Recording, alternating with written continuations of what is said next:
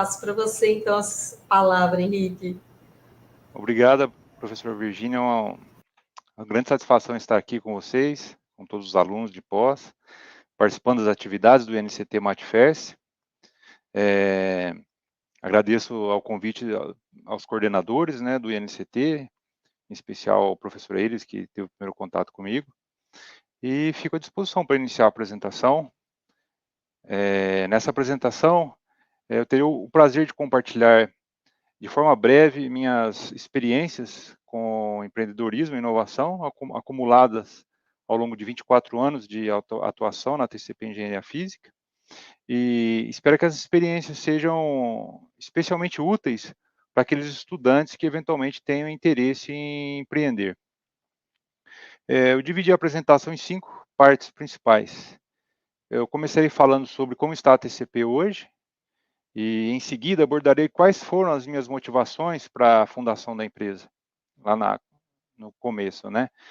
Como foi o processo de incubação, que ocorreu no Parque Tech, o incubador de São Carlos, e de certa forma também na UFSCar, e como se deu o desenvolvimento das TCP, principalmente nos primeiros anos, né?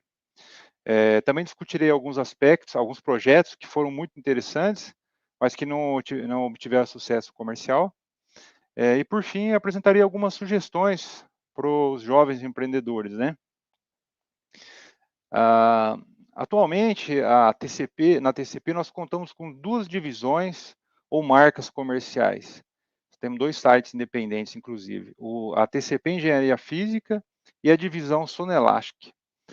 Apesar de, por trás, o problema ser o mesmo, análise de frequência e análise modal, as áreas são muito distintas, né? Por isso que a gente fez essas 2 divisões. Na TCP, Engenharia Física, nós somos especializados, dessa divisão, né, uma divisão especializada em instrumentos para a área de ultrassom de potência, de aplicação industrial e médica. Nossos instrumentos são para análise de frequência, análise de eficiência de transdutores e de dispositivos ultrassônicos. E atendemos tanto clientes que estão desenvolvendo dispositivos, equipamentos novos, quanto aqueles que têm problemas ou precisam realizar manutenção de equipamentos ultrassônicos, principalmente da área industrial, né? Na divisão Sonelastic, nós somos especializados, ela é especializada em soluções para caracterização de materiais, mais especificamente em sistemas para determinação dos modos de elasticidade do amortecimento, pela técnica de estação por impulso, também conhecida como técnica das frequências naturais de vibração. Nós temos sistemas para ensaio de materiais cerâmicos, cimentícios, ligas metálicas e também de materiais anisotrópicos, como compósitos e madeiras, que já é uma aplicação um pouco mais, está um pouco fora da norma, mas que a gente também trabalha com esses materiais. Atualmente, a TCP está localizada em Ribeirão Preto, é uma cidade próxima a São Carlos, onde a TCP começou, né, em sede própria. No entanto, nós estamos presentes no mundo todo, através de uma rede de distribuidores e parceiros que desenvolvemos ao longo dos anos, sendo o principal deles a Rochesse Industrial Service, uma boa parte do que nós vendemos para fora através deles. E, em média, 3/4 de nossas vendas de instrumentos de teste e medição são exportações. É um ponto bem interessante, porque isso amortiza um pouco o risco, né? Às vezes um país, uma região não está legal, e você equilibra com, na média, o mundo está sempre crescendo, né? Agora, voltando para o início, eu gostaria de comentar sobre quais foram as minhas motivações para fundar a TCP. O que me despertou inicialmente para essa possibilidade de ser um empreendedor foi a experiência em uma empresa nascente, a CTA. A CTA era, na época, o que seria hoje uma startup, né? Na época, na década de 90, ocorreu uma inovação na área automotiva, que foi a adoção da injeção eletrônica, em substituição aos carburadores, né? E com essa inovação, surgiu a necessidade de limpar e testar esses bicos injetores. E foi então que o empreendedor, o Renato, aqui, ele na época, lá o Renato Teodoro, ele teve a ideia de aproveitar essa oportunidade, criando 2 equipamentos, uma limpadora ultrassônica, para limpar esses bicos, e uma estação para medição de vazão desses bicos. Se você tentava limpar, se não limpou, ver se funcionou bem aqui nessa medição de vazão, né? Isso foi lá em 1997, né? Eu fiz aqui uma linha do tempo. na época que eu fazia o curso técnico em eletrônica. Meu trabalho na CTA era de técnico em eletrônica. Inclusive, nessa linha do tempo que eu preparei aqui da TCP, veremos como a trajetória da TCP se confunde muito com a minha formação acadêmica. Isso já começa aqui na época do curso técnico, né? A oportunidade que a CTA estava atacando de limpar e testar esses bicos, né, de injeção eletrônica, era uma oportunidade com bom potencial, mas havia um problema. O empreendedor lá, o Renato, ele tinha um capital financeiro limitado para investir na empresa, e a sua formação e experiência na época, mesmo ele sendo uma pessoa muito inteligente e competente, era restrita à área de manutenção de equipamentos eletrônicos. E conforme ele passava lá os sufocos, né, da criação da empresa, sempre lá no limite de ter que desistir, fechar as portas, para mim, na minha visão da época, parecia muito provável que ele não fosse conseguir. Porque me parecia impossível ele superar toda aquela miríade de desafios econômicos, gerenciar tanta coisa com a bagagem e o capital que ele tinha na época, né? Me parecia que para se criar uma empresa você precisava dominar bem muito todas as frentes, não só o desenvolvimento e engenharia, como também compras, produção, finanças, vendas. E normalmente você não tem muita gente, né? Mas a verdade é que é muito improvável, se não impossível, que alguém esteja preparado para enfrentar tudo isso daí. E eu descobri, vendo esse empreendedor fazendo, né, vendo o Renato fazer na CTA, que é possível você evoluir rapidamente se expondo, né? Se em um primeiro momento era verdade que esse empreendedor, que é o Renato, ele não tinha as condições necessárias para criar uma empresa, conforme os desafios surgiam e ele ia enfrentando, ele evoluiu muito rapidamente e se tornou capaz ao longo desse processo, que ele começou sem ter condições, né? Aqui eu coloquei algumas imagens da CTA, da evolução da CTA, que começou praticamente em um fundo de quintal. Aqui não foi exatamente o primeiro momento, mas começou de uma forma bem simples, foi evoluindo, hoje já é uma bela indústria. Essa foto de 2013 já cresceu mais desde então. E então, com essa experiência na CTA, eu percebi que uma pessoa normal era capaz de criar uma empresa, que não eram necessários superpoderes. Percebi que uma boa dose de coragem e resiliência poderiam ser suficientes. E aí, ao final do curso técnico, eu prestei o vestibular para física na UFSCar, graduação em física. Quando eu entrei em 98, não tinha engenharia física ainda, foi criado no ano seguinte, né? E levei comigo uma oportunidade percebida durante esse período que eu trabalhei na CTA. E essa oportunidade percebida foi a segunda grande motivação para a fundação da TCP. A primeira foi ver alguém fazendo, alguém criando uma empresa do nada. E a segunda foi essa oportunidade percebida. Uma das grandes dificuldades, essa oportunidade era o quê? Uma das grandes dificuldades do Renato, lá do empreendedor da CTA, para desenvolver a lavadora ultrassônica, foi a aquisição das cerâmicas piezoelétricas. Aqui nós temos alguns exemplos, né? Cerâmicas e aplicações. Não só a aquisição, como também o suporte técnico e as informações para a utilização dessas cerâmicas. E eu imaginei que outras empresas também poderiam enfrentar a mesma dificuldade. E para mim era claro que havia uma necessidade reprimida no mercado por essas cerâmicas, não só pelas cerâmicas, né, mas também pelo know-how relacionado a elas. Então, daí logo no início da graduação, em 98, eu ingressei no grupo PET, é um programa muito bacana da CAPES, que era coordenado na época pelo professor Nelson Studert, não sei se hoje ainda tem esse programa na física da UFSCar. E por volta do segundo ano da graduação, eu comentei com o professor Nelson sobre o meu interesse em aprender sobre os materiais piezoelétricos, né, para explorar aquela oportunidade percebida na época da CTA. E perguntei se ele conhecia algum grupo de pesquisa em São Carlos que trabalhasse na área, né? Perguntei com a esperança de que talvez lá no Departamento de Engenharia de Materiais da UFSCar houvesse algum grupo, ou na USP, né, de São Carlos.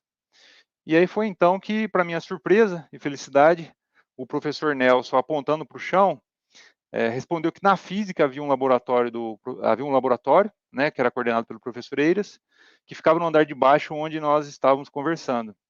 Eu já havia passado em frente ao grupo, né, ao GCFER, e lido lá cerâmicas, grupo de cerâmicas ferroelétricas, mas no logo da porta, mas eu achava que ferroelétricas tinha a ver com ferrites, né, com ferrite de transformador, e não com cerâmicas ferroelétricas.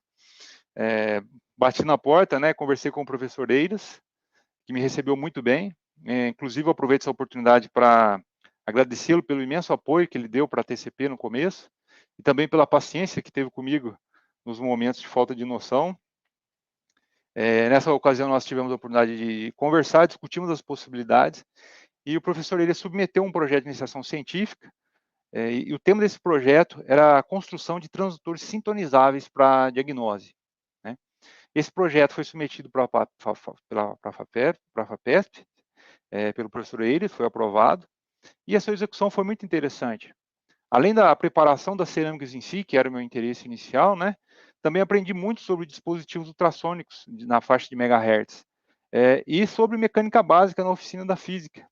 Inclusive, gostaria de mencionar que fui extraoficialmente orientado pelo técnico Francisco Picon, também um grande apoiador e incentivador da TCP, que me passou muita experiência prática de execução, de habilidade manual, de trabalhar com transdutores, com ultrassom, né, com mecânica, que é uma área que eu não tinha formação ainda, né. Em paralelo ao projeto de iniciação, tá, que começou em 2000, eu estava em contato com o Renato da CTA, aquele empreendedor que eu mencionei anteriormente, né, e eu o convidei para criarmos uma empresa para fabricar as cerâmicas piezoelétricas, que eu aprenderia a fazer durante a iniciação, né, um pouco ingênuo, o meu raciocínio, mas foi assim que foi. O Renato aceitou o convite prontamente, e então fundamos a TCP em junho de 2000, praticamente com o início da iniciação científica. Inclusive, a TCP significa Alves Teodoros Cerâmicas Piezoelétricas, sendo Alves Teodoros nossos sobrenomes, né? Aqui, nós na época. Eu precisava de um sócio, porque eu não tinha recursos financeiros próprios para investir na criação de uma empresa. E quando você não tem dinheiro, qualquer taxa ou mensalidade de contador é uma fortuna. E, além disso, a experiência do Renato seria muito bem-vinda, afinal de contas, ele já tinha criado uma, né? Ele já tinha criado a CTA. Mas, conforme eu avançava na iniciação, também aconteceu um choque de realidade, né? Porque o desafio de fabricar cerâmicas ia se revelando cada vez mais complexo, principalmente devido às matérias-primas necessárias e às barreiras ambientais relacionadas ao trabalho com óxido de chumbo. Se fabricar o PZT, vai óxido de chumbo e a complicação é tremenda. Então, o que nós fizemos? Nós reajustamos a nossa missão para, pelo menos inicialmente, né, ser, em vez de fabricar cerâmicas, facilitar o acesso às cerâmicas, sendo um distribuidor de um fabricante estrangeiro. Foi aí que estabelecemos uma parceria com o Dami, né, da Sparkler Ceramics, um fabricante indiano. Inclusive, nós participamos de uma feira junto, ele chegou a visitar o Brasil, visitar o GCFair, né, ele fez uma apresentação lá no grupo. Nessa etapa da TCP, ela existia virtualmente, somente virtualmente, né? Criamos um site e minha atuação era essencialmente facilitar a interface entre os clientes brasileiros e a Sparkler. E, posteriormente, né, auxiliar no uso das cerâmicas, esclarecendo dúvidas técnicas, dúvidas simples, né? Era um trabalho muito interessante, que eu fazia praticamente como um hobby, em paralelo com a graduação, e que me permitiu começar a construir a minha rede de contatos, né, nessa área, né? Ao final da graduação, dei continuidade nos estudos na área de ultrassom, de potência no GCFair, com a realização do mestrado, porém agora desenvolvendo transdutores tipo Langevin na faixa de kHz para limpeza por ultrassom. Nós desenvolvemos uma inovação para melhorar a eficiência das lavadoras ultrassônicas, que foi um transdutor bifrequencial, capaz de trabalhar em 2 frequências. Inclusive, essa inovação rendeu uma patente que foi licenciada pela UFSCar na época, para uma empresa da área médica, se não me engano é esse modelo, que ele permitia combinar 2 frequências e, com isso, ao mesmo tempo acelerar a limpeza dos componentes ultrassônicos, das peças da área médica, né? Aumentar a velocidade e melhorar a eficiência da limpeza. Enquanto isso, na TCP surgiu a demanda por transdutores nacionais para pilha ultrassônica, que é uma aplicação estética, né? Essa demanda foi por parte de clientes da área de estética, que desejavam fabricar equipamentos de pilha ultrassônico e que compravam já cerâmicas através da TCP, lá da Sparkler, mas para outros tipos de transdutores, e que não queriam se envolver no desenvolvimento desse tipo de transdutor, que era bem mais complexo, né? São transdutores bem mais complexos. Então, um desses clientes, ele insistiu que nós tentássemos desenvolver e fornecer o transdutor para ele em vez das cerâmicas. E isso, naquele momento, estava fora das minhas possibilidades, porque a TCP não tinha espaço físico ou qualquer estrutura. Mas esse cliente insistiu tanto que decidi fabricar um protótipo para não deixar de atender a solicitação dele. Eu me senti mal de não tentar fazer o transdutor, né? Mas eu tinha certeza de que não funcionaria. Então, com a ajuda do pessoal da oficina da física, especialmente lá do técnico Picon, que eu mencionei anteriormente, eu fabriquei esse protótipo, né, que foi a primeira unidade do transdutor peeling, que incrivelmente, para o meu desespero, funcionou bem. O cliente aprovou, gostou do resultado do protótipo, e contente com o resultado, ele participou de uma feira da área de estética e me contatou informando que havia vendido 60 equipamentos e que eu tinha 30 dias para entregar o primeiro lote. Imagina a minha situação, né? Eu tentando me ficar livre daquela situação e acabou aprofundando, né? Foi aí que entrou em cena a incubadora do ParkTech. Eu precisava urgentemente de um espaço para construir, fabricar os transdutores, e quem nos salvou foi o professor Silvio Rosa, que também é físico, né? Físico teórico. Depois que ele se aposentou da física da USP, lá de São Carlos, ele criou o ParkTech e, como parte do ParkTech, a incubadora, né? Que foi, eu acho que a primeira, se não me engano, da América Latina. Conseguimos um espaço lá com o professor Silvio, uma sala de 12 metros quadrados, a penúltima aqui nesse corredor, aqui do lado direito, com o compromisso de posteriormente preparar o plano de negócios, que era um pré-requisito para incubação, mas a gente não tinha ainda, né? Com esse espaço e trabalhando na TCP à noite, nos finais de semana, eu fabriquei o primeiro lote, fabriquei sozinho o primeiro lote, que teve uma taxa de aproveitamento muito baixa, de 60 unidades não funcionaram 10. Felizmente, o cliente ele arcou com esse prejuízo, né? Pagou por uma segunda rodada de transdutores, o que me ajudou, é claro, né? Mas também me colocou sob muito mais pressão, porque ficou claro que ele não tinha opção que não se fosse entregar aqueles equipamentos e eu não tinha outro que não fosse entregar os transdutores. Depois de quebrar muita cabeça para resolver o problema, que estava no processo de colagem, né, das cerâmicas, eu consegui fabricar o primeiro lote com uma taxa de refugo aceitável e atender a necessidade desse cliente. E o transdutor se tornou, esse transdutor que nomeamos de ATTP 25K, se tornou o nosso primeiro produto. Foi uma experiência um pouco estressante, mas muito interessante, na qual, além de aprender sobre esse tipo de transdutor, também aprendi na prática sobre fabricação em série, controle de qualidade e sobre melhoria contínua, né? E um aspecto que eu gosto de mencionar dessa época, né, de incubação no ParkTech, foi a formação complementar forçada a que fui submetido lá pelo professor Silvio e equipe. Porque para você ser e permanecer incubado, os empreendedores, né, acredito que até hoje seja assim, são obrigados a fazer cursos do Sebrae de plano de negócios, de gestão de projetos, planejamento estratégico, BDCA, administração em geral, né? E eram cursos simples, eram cursos de curta duração, mas que eu achava extremamente chatos, cara, extremamente entediantes. E inicialmente eu considerava uma perda de tempo. Meu tempo era muito curto, né? Eu tinha que ir lá na TCP à noite, final de semana, e eu queria focar na fabricação dos transdutores, na execução. Entretanto, o professor Silvio me obrigou a fazer esses cursos, que inicialmente eu não gostei, né? Mas fizeram uma diferença tremenda para a TCP. Eu acho que, inclusive, eu acho que você somar a dificuldade de todos esses cursos, não dá de uma disciplina da física. Mas os resultados foram fantásticos. Inclusive, eu digo, sem sombra de dúvida, que sem essa formação complementar que a incubadora me proporcionou, provavelmente a TCP não teria dado certo. E aí, daí, depois do mestrado, né, que eu acabei aqui concluindo no limite do prazo, eu dei um intervalo antes do doutorado, por conta das dificuldades e desafios que surgiram para a fabricação em série lá dos transdutores peeling.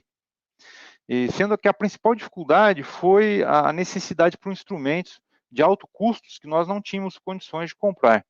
Né? Para testar os transdutores, necessitavam de um analisador de impedâncias, né, para fazer o controle de qualidade, para desenvolver, melhorar, fazer o controle de qualidade, que é um instrumento caríssimo até hoje, né? Na época custava em torno de $50 mil, hoje não deve ser muito mais barato do que isso. Então, para atender essa necessidade interna, né, nós decidimos desenvolver o nosso próprio instrumento, algo mais simples, né, que atendesse nossa necessidade ali bem restrita, que não precisava de tanta precisão, que permitisse testar esses transdutores sem quebrar a TCP, né? Mesmo porque a gente não teria nem dinheiro para investir nisso. Aqui são os pedaços, né, do primeiro protótipo, vários elementos trabalhando em conjunto. E aqui, né, a primeira versão comercial que nós lançamos em 2006. Então foi assim que nós desenvolvemos nosso primeiro instrumento, o analisador TRZ. O plano não era de ser um produto da TCP, era para nós usarmos. Só que aos poucos os clientes viam o equipamento na TCP, os clientes de cerâmica, e se interessavam e queriam comprar. Então, em 2006, né, comentei, nós lançamos a primeira versão comercial aqui em 2006, que já vem sendo evoluída, está atualmente na 10ª geração. A versão foi bem sucedida lá atrás, continua sendo, é um equipamento que nós comercializamos para o mundo todo, para um perfil que vai desde o pessoal de manutenção até no controle de qualidade de fabricação, fabricantes de equipamentos médicos, fabricantes de equipamentos industriais. E o grande diferencial do TRZ é que ele é simples. Ele tem um custo-benefício excelente, né? O que ele confere ele tem recursos, por exemplo, que você pode programar o software dele para te dar um resultado verde ou vermelho. Então, para alguém que vai fazer um controle de qualidade ou da manutenção, que tem N outros problemas para resolver, ele não precisa ser um especialista em ultrassom. Vai ter um engenheiro que programa os critérios, ou nós ajudamos a programar, ficou verde ou vermelho, tá bom, tá ruim. Daí, posteriormente, em 2008,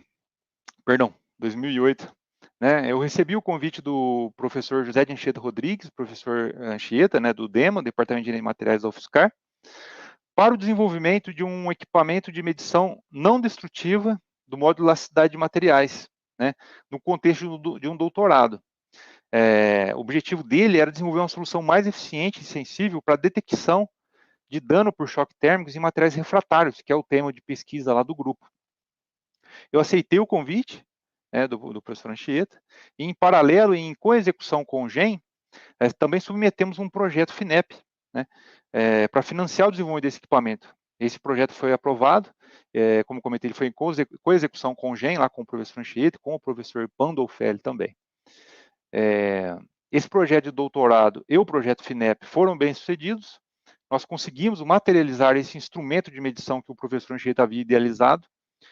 O resultado desses dois desenvolvimentos, né, dessa sinergia entre o projeto FINEP e o meu doutorado, resultou em um pedido de patente, e a tecnologia desenvolvida foi licenciada da UFSCar pela TCP, né, pessoa jurídica, uma coisa de pessoa física, outra coisa de pessoa jurídica. Nós evoluímos e desenvolvemos essa tecnologia que hoje são os sistemas Sonelastic, né, que nós comercializamos com a marca Sonelastic.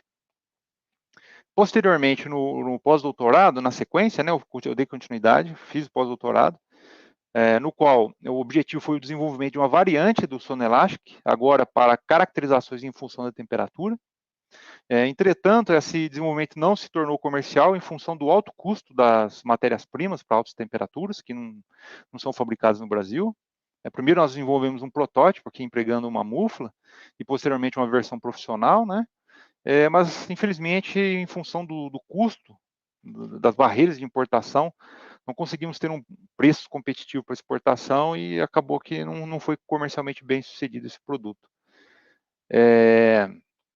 Quando eu concluí minha formação acadêmica, aqui em 2014, né, 10 anos atrás, já tínhamos alguns produtos na TCP, e o sistema Sonelastic já fazia parte, nós havíamos licenciado da UFSCar, e a TCP já estava contando com alguma estabilidade.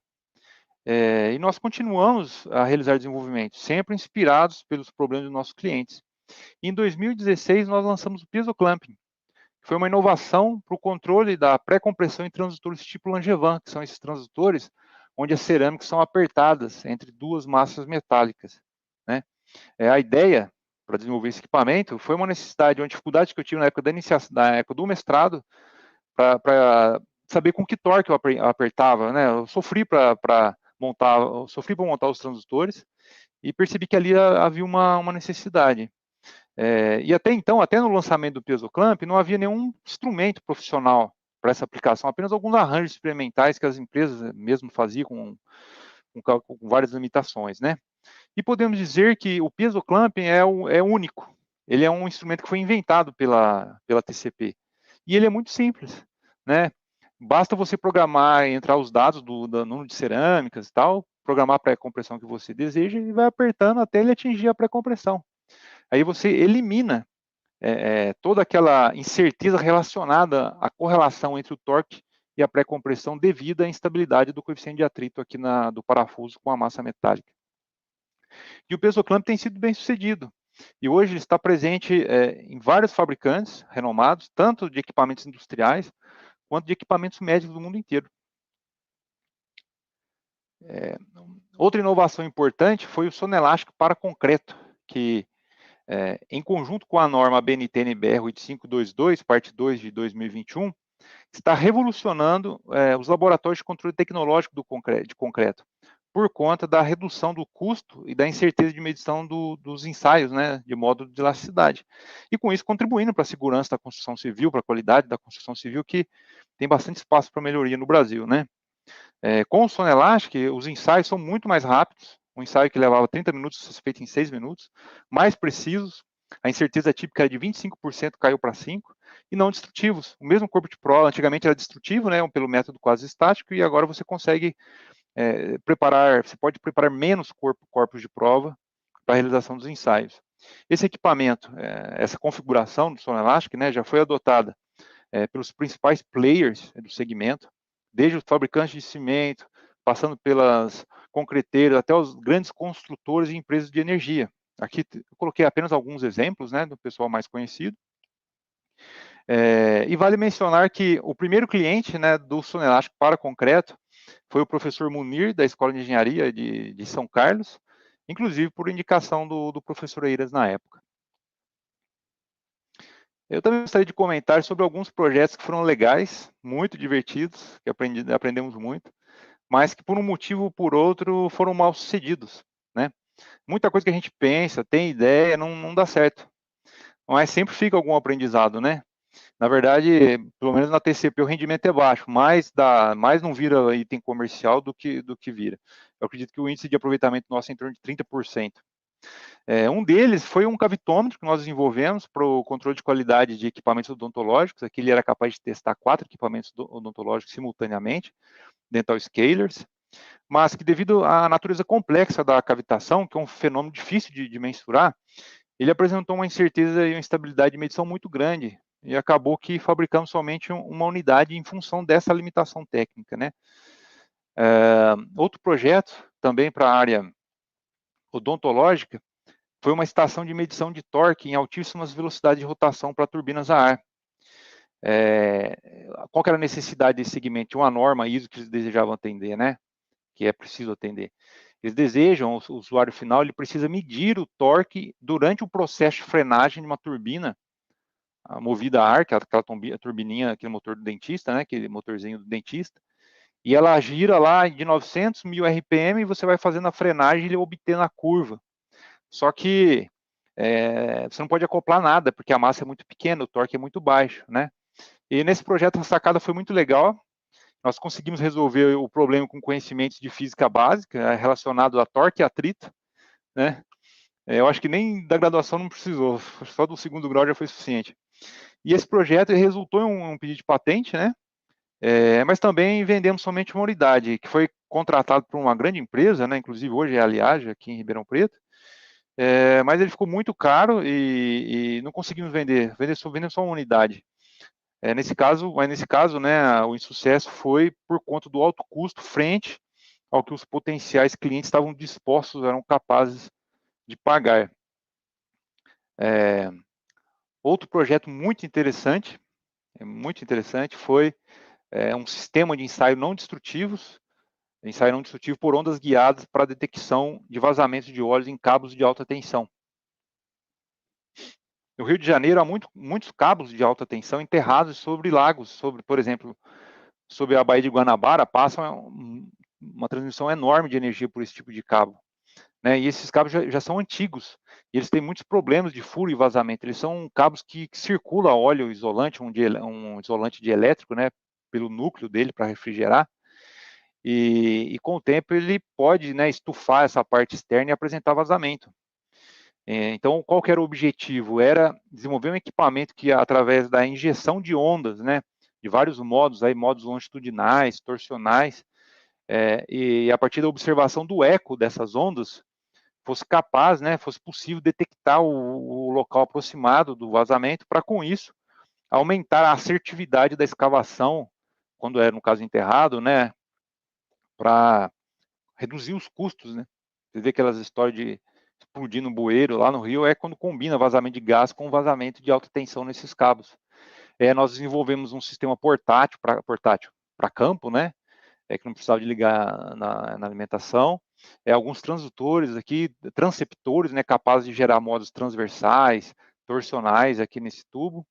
Esse desenvolvimento ele foi contratado pela Light, pela empresa de energia Light, lá do Rio, e realizado em parceria com a Universidade Federal Fluminense, mas o alcance ficou muito curto devido à alta absorção do material isolante. Acabou que o alcance era tão curto que não teve utilidade prática do equipamento, o que o tornou tecnicamente inviável. Pessoal, para finalizar, agora chegando na reta final aqui da apresentação, eu gostaria de compartilhar algumas sugestões para os jovens empreendedores, né? Ou não precisa ser necessariamente jovem empreendedor, né? No ParkTech, um dos empreendedores mais bem-sucedidos de lá, inclusive a empresa dele foi comprada por uma multinacional em São Carlos, ele criou a empresa dele depois que ele se aposentou. Mas eu sugeriria o seguinte, que antes de você criar a sua própria empresa, primeiramente você atuasse em uma startup, né? Nem que seja de forma voluntária, porque isso é uma oportunidade fantástica de você quebrar o gelo e desmistificar essa questão do empreendedorismo, né? Que muitas vezes tem uma aura de algo assim muito especial, são pessoas iluminadas que, sei lá, né? A gente sempre vai ver na mídia, falar desses empreendedores, mega empreendedores, né? E é um negócio muito mais próximo de nós do que às vezes imaginamos. Segundo, eu sugeri que vocês complementassem a sua formação, independentemente do curso de graduação que você fez ou está fazendo. Porque há muitos conhecimentos básicos e simples e fáceis de serem absorvidos que nós não temos, nós não adquirimos em nenhuma graduação. Você não vai conseguir tudo isso, nem que você faça administração, e que vão fazer muita diferença. São cursos rápidos que você vai conseguir evoluir muito com um investimento pequeno de tempo. E terceiro, que você desenvolva parcerias de alto nível. Não é possível fazer nada sozinho, a gente não consegue fazer nada sozinho, ninguém. E para fazer alguma coisa relevante, né, precisa de tempo, de experiência, e é preciso que você se associe com gente boa. Senão não rende, senão fica muito difícil, né? E aqui, por último lugar, eu também sugiro que vocês sempre busquem, sempre se preocupem em ser lucrativos para aquelas pessoas com quem vocês se relacionam, né? Seja prestando um serviço, seja vendendo o seu serviço, seja vendendo, né? E que você honre os seus compromissos, principalmente em situações difíceis, né? Quando está tudo bem, é fácil, né? É assim que você vai conquistar clientes, formará a sua rede de contatos e terá quem lhe indique, quem lhe traga oportunidades, né? Caso contrário, você conseguirá construir somente uma rede de desafetos, né? E o mundo é muito pequeno, um mundo muito pequeno e está sempre girando. Chega uma hora que se você se queima, você tem que sair do mercado. Agora, depois que você já decidiu, já decidi, eu vou abrir minha empresa, vou criar minha startup, né? Eu sugiro que você busque uma incubadora. Eu acredito que hoje em dia ninguém criaria uma empresa de base tecnológica sem buscar existem muitas opções, né? Segundo, que vocês identifiquem a dor de alguém. Porque, em geral, ninguém quer comprar nada. As pessoas querem resolver problemas.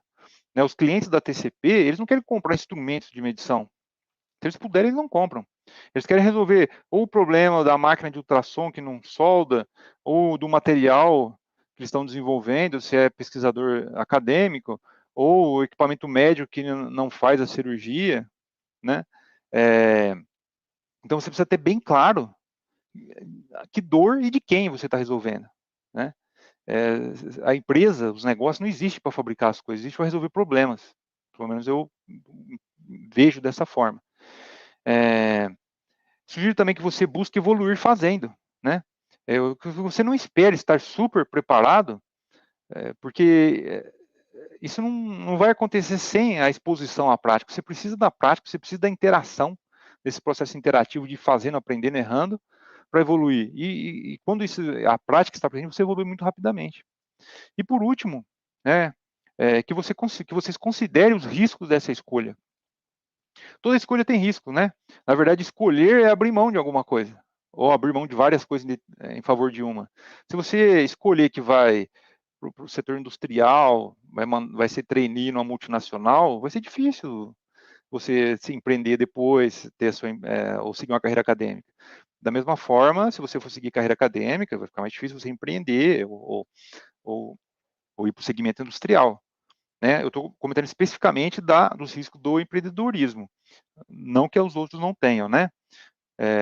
Porque depois que você enveredar por esse caminho, ficar mais difícil você conseguir um emprego, por exemplo, numa grande indústria. Você vai ter perdido a janela de ser trainee, certo? E caso passe bastante tempo, talvez você não consiga arrumar um emprego normal, tenha dificuldade, porque eu imagino, né, que possa ter algum preconceito com relação a quem teve a sua própria empresa. Com relação ao pessoal se você querer voltar, né, para a área acadêmica, para buscar uma posição acadêmica, você vai estar um pouco para trás nas publicações, né? Então, que você tenha em mente esses riscos, né, que fazem parte, seja lá qual for a sua escolha. Então é isso, pessoal. Muito obrigado a todos pela atenção. Eu fico à disposição para as perguntas que vocês tiverem. Vai ser um prazer dar continuidade aqui, conversar com vocês. Obrigado.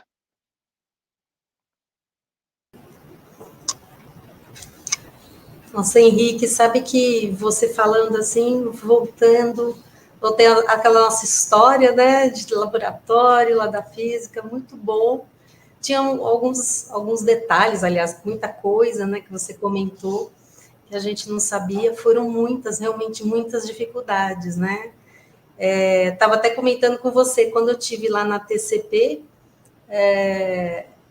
a gente visita, né? Eu lembro que quando eu fui logo lá visitar, acho que foi logo no começo, estive lá. Sim.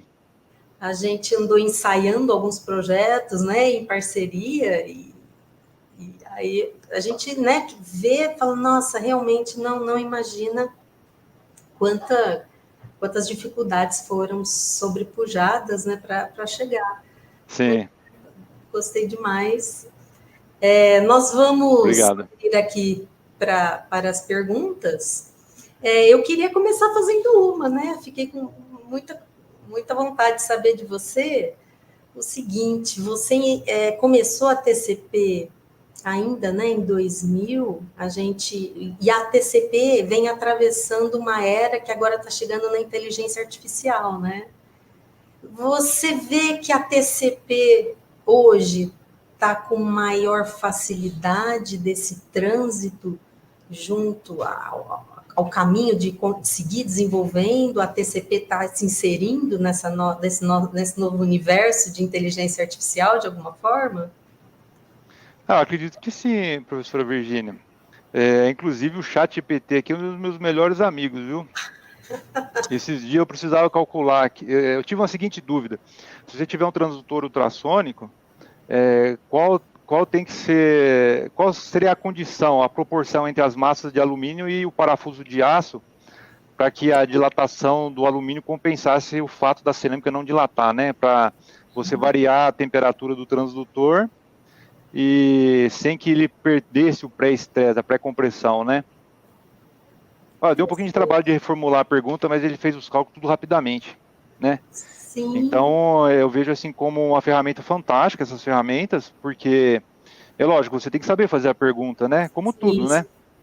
Você tem que saber fazer a pergunta. Igual, você tem, há poucos dias, a moda era o 5G, mas se você não souber usar o 5G, não serve para nada. Era o nanomateriais, ou seja, cada 3, 4 anos você tem uma inovação diferente, né? Essa aí da inteligência artificial, ela é bem diferente, né? O o salto vai ser muito grande, eu entendo que ela ameace algumas profissões, mas para a nossa área dos físicos, né, dos físicos aplicados da indústria é maravilhoso, porque considerando que você consiga fazer as perguntas certas, acelera muito o processo, né?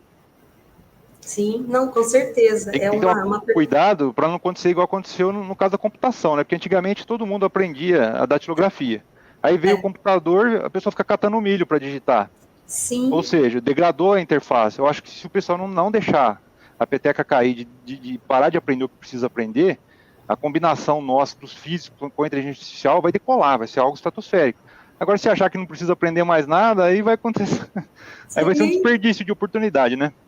Pois é, não, com certeza. E é uma visão que a gente compartilha aqui também, sabe? A gente traz isso muito também aqui para a sala de aula, que é uma ferramenta, com certeza, mas nunca deixar de conhecer o que realmente. Porque para você fazer, como você falou, fazer a pergunta bem feita, você precisa estar bem embasado, né? Sim. Cientificamente, tecnicamente, para fazer a pergunta correta e interpretar a resposta, inclusive saber que ele te respondeu errado, como a gente vê que muitas vezes acontece, né? Sim. Aquela resposta às vezes não é adequada, não está correta, mas é uma percepção que a gente tem aqui também. Não sei se nós temos perguntas. Tem uma pergunta do professor Valdirley. Pronto. O professor pergunta, né, se eu cheguei a ter dúvidas sobre a vida acadêmica e o empreendedorismo, né? Isso.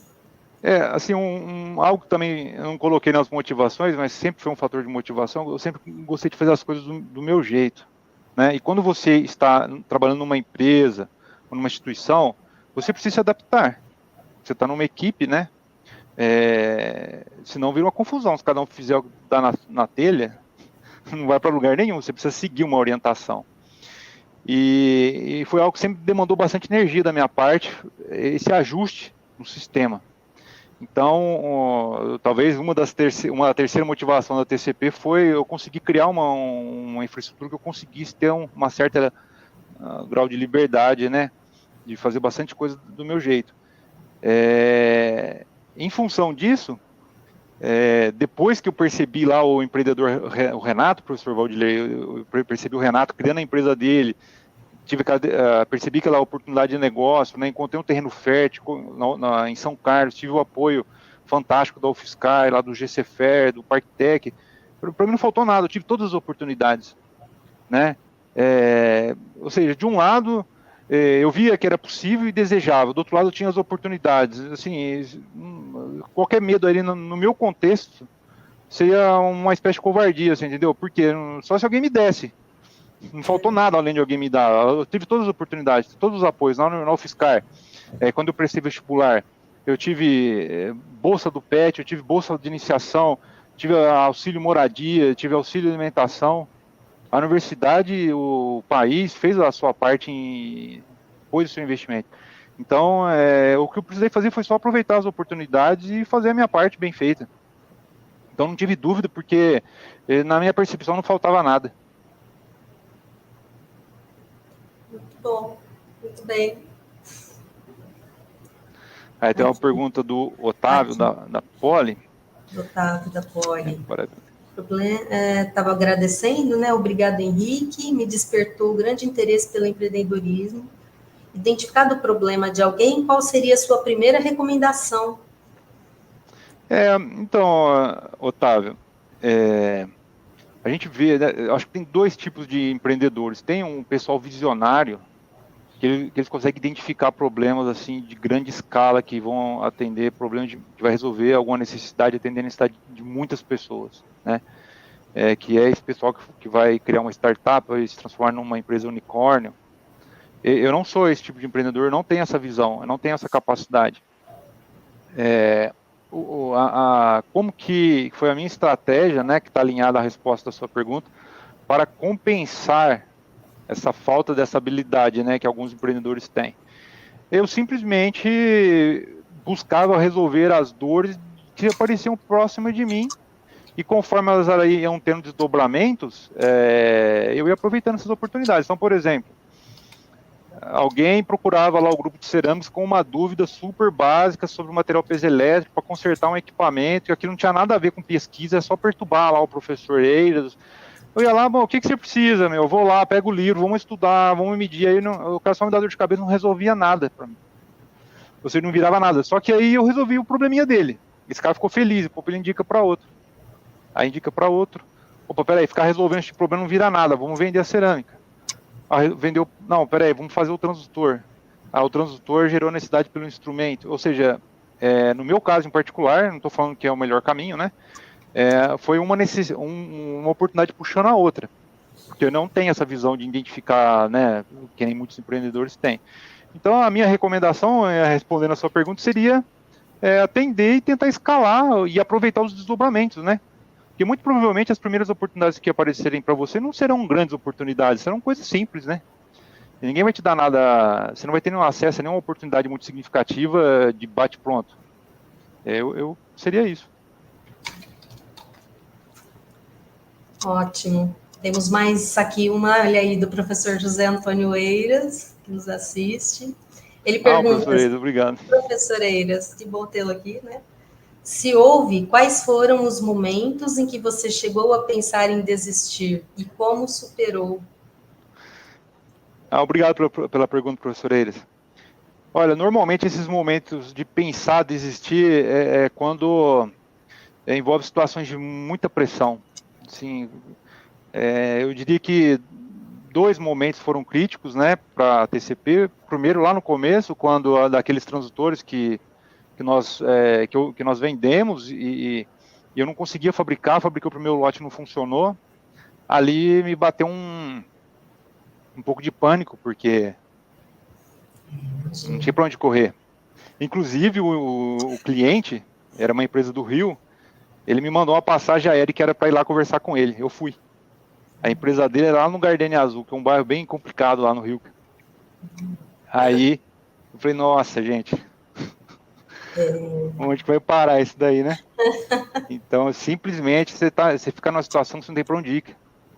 Então, aí você fica pensando, nossa, por que eu fui me meter? Por que eu fui fazer isso, né? E aí, depois que passa, aí você fica corajoso de novo, né? E aí, outra situação parecida com essa foi desse projeto dos cabos de OF, Oil Field, lá da Light, que não deu certo, né? Foi um projeto que, se tivesse havido um atrito ou alguma falha de execução por parte da TCP, teria sido passivo de alguma execução e que teria destruído a TCP. Só que a gente fez um negócio tão bem feito e realmente não deu certo porque era cientificamente, tecnicamente impossível. Não sobrou brecha técnica de execução. Então, nesses momentos assim, me dá um certo arrependimento. Mas a gente superei enfrentando, né? Superei enfrentando e com a ajuda de gente boa, tanto na equipe como de parceiros, né? Sempre sendo transparente com os clientes, sempre tendo aquele raciocínio de dar lucro para quem está fazendo negócio com a gente. Eu acho que é uma linha assim de raciocínio que tem sido muito frutífero para a gente nessas situações, né? Muito bom, muito bom. O Ivair Aparecido dos Santos, olha aí o Ivair aqui fazendo uma pergunta. Obrigado, Henrique, parabéns pela apresentação. Você poderia relatar quais as dificuldades para trabalhar com exportações? Olá, professor Ivair, muito obrigado pela pergunta. Eu só vejo facilidades para trabalhar com as exportações. Talvez uma dificuldade óbvia é a questão do idioma, né? Mas na nossa área acadêmica aí, o inglês não é para ser uma dificuldade. Para exportar, você paga menos impostos. Para a maioria dos países que compram, né, esse tipo de instrumentos, são países envolvidos, a parte de negociação, de interação é mais tranquila do que no Brasil.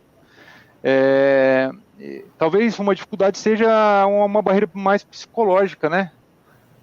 Para você vender para fora é mais fácil que vender no mercado interno. Porque para sair do país não tem barreira nenhuma. Para você receber de fora e exportar é tudo fácil, o difícil é importar. A barreira é para entrar, né?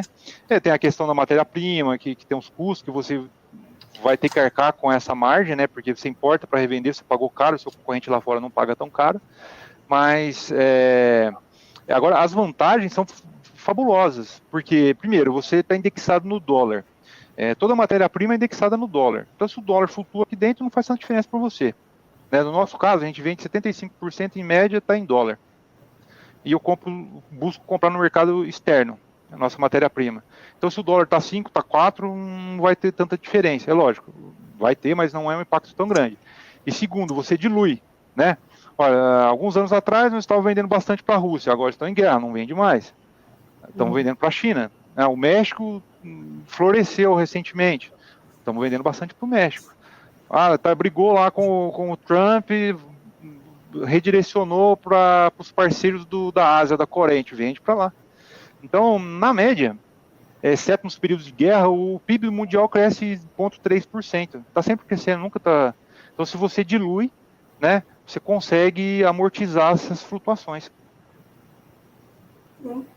Então, você diria que até que nós vivemos um momento bom para o empreendedorismo, né, Henrique? Eu acho que sempre, todos os momentos são bons para o empreendedorismo, inclusive quando está tendo guerra é bom também. Pois é. Para quem fabrica as armas, né? Sim, pois é.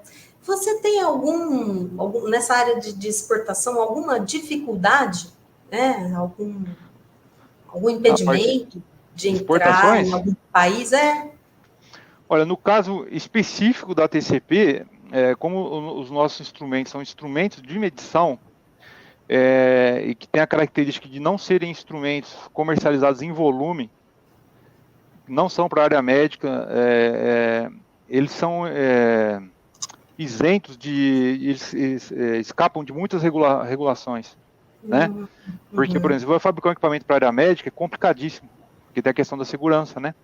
Você vai fabricar um equipamento de consumo, tem uma quantidade enorme de regras, de reciclagem e tal. O instrumento de medição, ele é visto com uma certa complacência, por quê? Condescendência, por quê? Se entende que é algo bem específico, dedicado, que numa indústria gigante é um negócio pontual, ele não tem peso. Vai ser, assim, o custo-benefício de você criar barreiras para os instrumentos de medição é ruim. Você dificulta a sua indústria ser competitiva quando você dificulta o acesso a instrumentos de medição. Então, é uma característica particular dos instrumentos de medição, né? Agora, se você trabalhar com equipamentos da área médica, aí 90% dos seus esforços é para superar as barreiras alfandegárias, né? Lidar com as agências, tal, se for um produto de consumo. Então, eu não tenho experiência, né? Eu acho que foi muito interessante a sua observação. O que eu estou falando vale para a área de instrumentos de medição, né? Realmente, para outras áreas como a área médica e produtos de consumo é diferente o cenário, né? Realmente tem esse bem observado, bem lembrado. Realmente, porque você acabou ficando com uma certa multidisciplinaridade, né? Sim. Inclusive em função de atender a demandas, né? Como você falou, você vai socorrer na dor de alguém, você atua também nessa área, né? De estar atendendo a uma demanda específica, né? Se a empresa às vezes quer desenvolver, você tem também esse viés na TCP, né? Ou não? Sim. Hoje vocês não estão desenvolvendo, só estão trabalhando com a comércio. Não, estão sempre desenvolvendo. A parte mais legal é a parte do desenvolvimento. É o divertido, né? A parte que nós mais gostamos. Agora nós estamos desenvolvendo um software que ele vai se chamar Sonetest, que ele é para análise de frequência, para inspeção por ressonância acústica, ou mesmo para analisar dispositivos ultrassônicos, no caso do desenvolvimento de geradores, né? Para você ver o comportamento da frequência. Estamos desenvolvendo um digitalizador de sinais para nos libertarmos de placa de aquisição, de hardwares, de terceiro, né? Essa parte de desenvolvimento nunca para. É que se você olhar para a linha do tempo lá, não rende muito, porque você desenvolve, às vezes não dá certo, né? Acaba não se tornando comercial. Sim, mas realmente como você falou, né? É o que instiga, né? E acaba sendo um momento de evolução e aprendizado também, né? Sim. Você está conectado com a universidade de alguma forma? Nós temos muito relacionamento com a universidade. No caso do Sonelastic, os nossos clientes são universitários, né? São laboratórios de pesquisa do Sonelastic para a área de materiais, todas as áreas de materiais, né?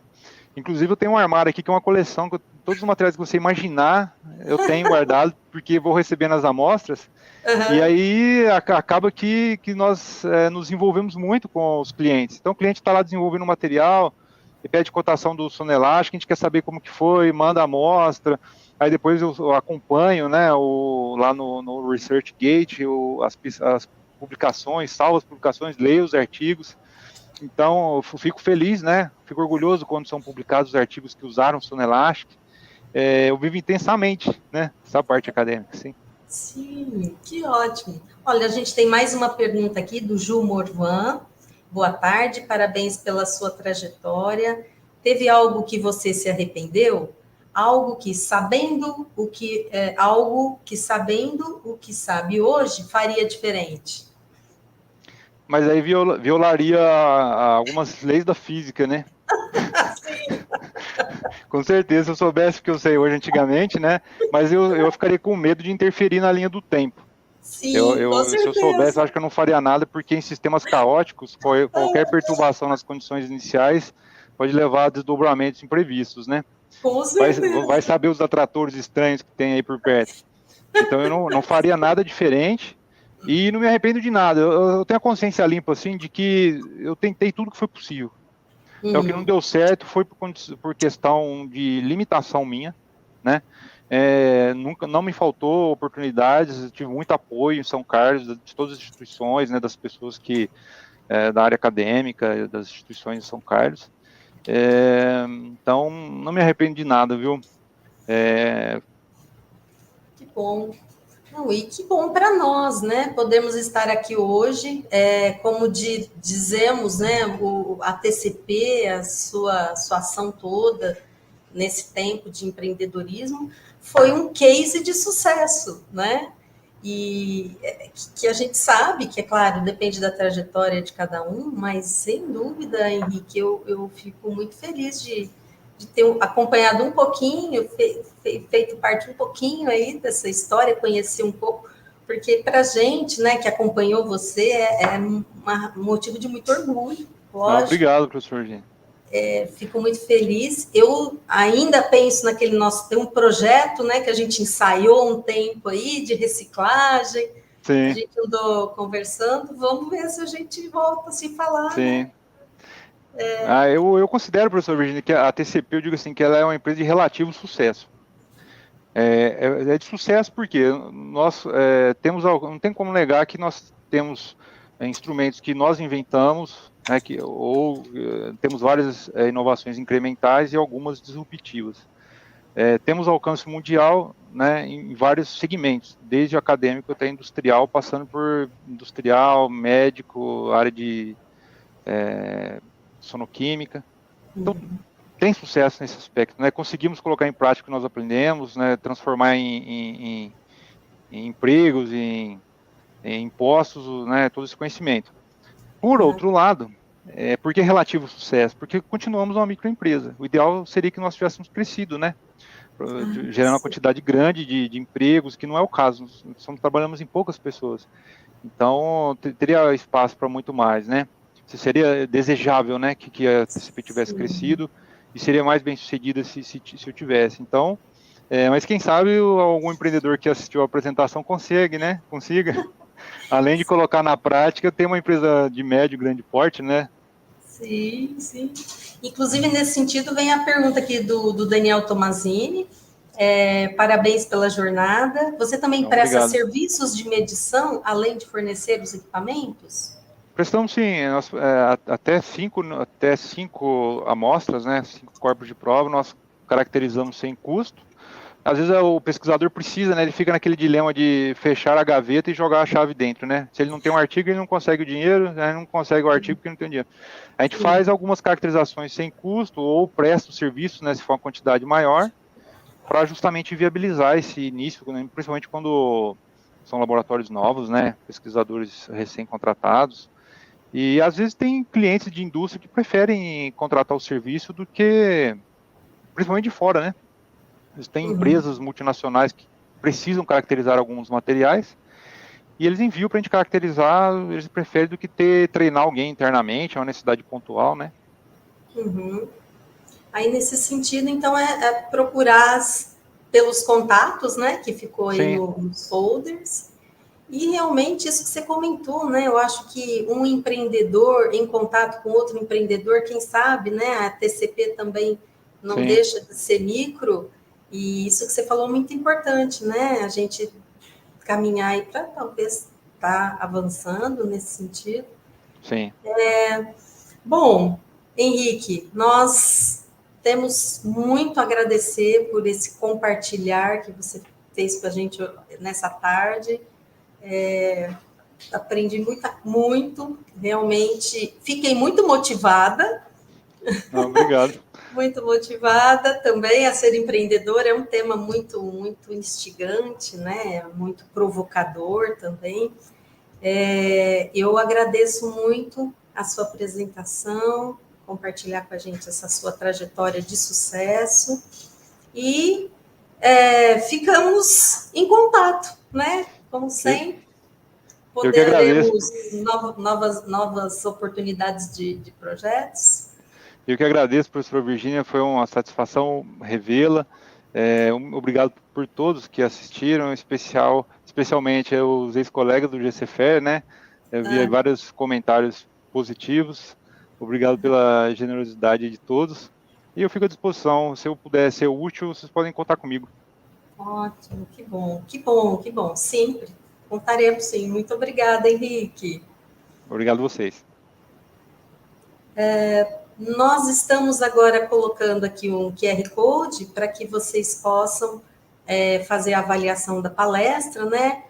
Porque isso nos auxilia, também nos direciona para estarmos avançando com outras palestras. Lembrar também que quem está dentro desse plano, dos planos dos alunos de pós-graduação que se inscrevam, ainda é possível, para que a gente compute aí a frequência, né, nas atividades aqui da pós-graduação. E gostaria de agradecer a todos, esperando revê-los em uma nova oportunidade, porque certamente nós estaremos fazendo outras palestras, né, com um grande time aqui, lembrando da Tiziana, Tiziana da Cunha Fernandes, ela é doutoranda da Unifesp, né, que é aluna do professor Manuel Henrique Lente, da divisão do INCT, professor Valdir Lei, que também faz parte da outra divisão, né, divisão de tecnologia e inovação, professor Eiras também, né, que final nosso coordenador geral do INCT, que brilhantemente aí reuniu e criou esse instituto, e queremos fazer novas palestras como essa em breve. Pessoal, obrigada.